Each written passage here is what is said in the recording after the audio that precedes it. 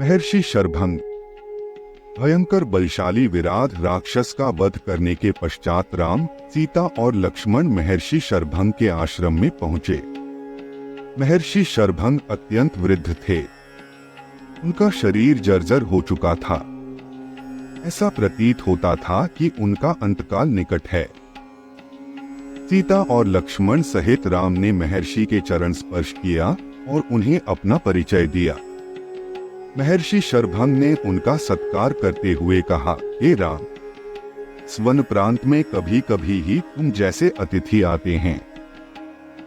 अपना शरीर त्याग करने के पहले मैं तुम्हारा दर्शन करना चाहता था, इसलिए तुम्हारी ही प्रतीक्षा में मैंने अपना शरीर नहीं त्यागा था। तुम्हारे दर्शन हो गए, इसलिए मैं इस नश्वर एवं जर्जर शरीर का परित्याग कर ब्रह्मलोक में जाऊंगा।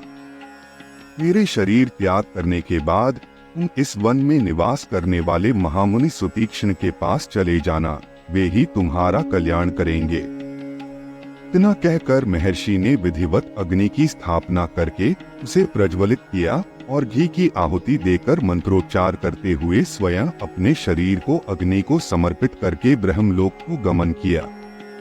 महामुनि शरभंग के ब्रह्मलोक गमन के पश्चात आश्रम की निकटवर्ती कुटियाओं में निवास करने वाले ऋषि मुनियों ने वहां आकर रामचंद्र से प्रार्थना की, हे राघव, क्षत्रिय नरेश होने के नाते हम लोगों की रक्षा करना आपका कर्तव्य है।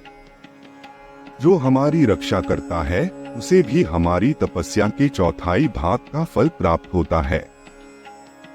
तो दुख की बात यह है कि आप जैसे धर्मात्मा राजाओं के होते हुए भी राक्षस जन हमें अनाथों की तरह सताते हैं और हमारी हत्या तक कर देते हैं।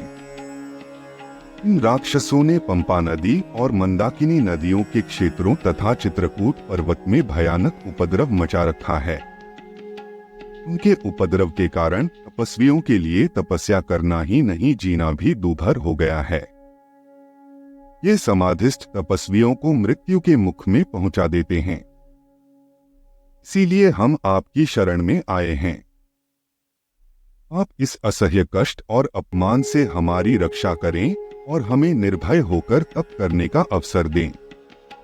राम बोले, हे ऋषि मुनियों, आपके कष्टों के विषय में सुनकर मैं अत्यंत व्यथित हुआ हूँ।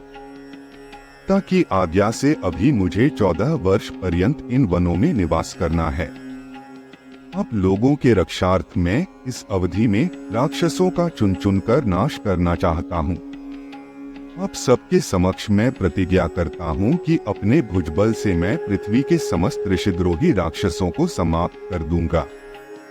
आप लोग मुझे आशीर्वाद दें ताकि मैं इस उद्देश्य में सफल हो सकूं। इस प्रकार से उन्हें धैर्य बंधा और राक्षसों के विनाश की प्रतिज्ञा कर रामचंद्र, सीता और लक्ष्मण के साथ मुनि सुतीक्ष्ण के आश्रम में आए।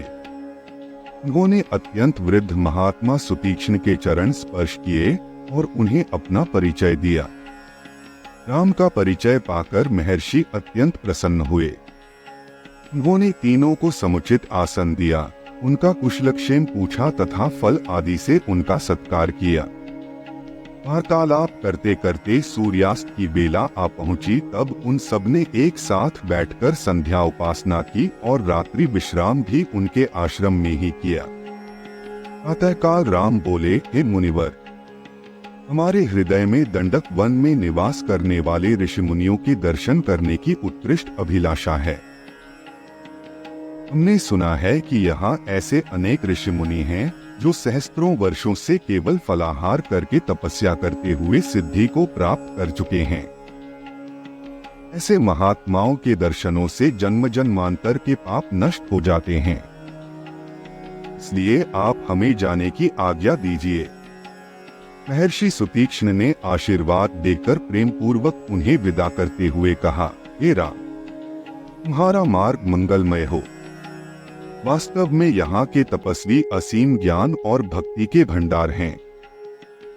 तुम अवश्य उनके दर्शन करो।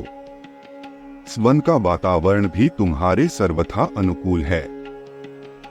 इसमें तुम लोग भ्रमण करके अपने वनवास काल को सार्थक करो।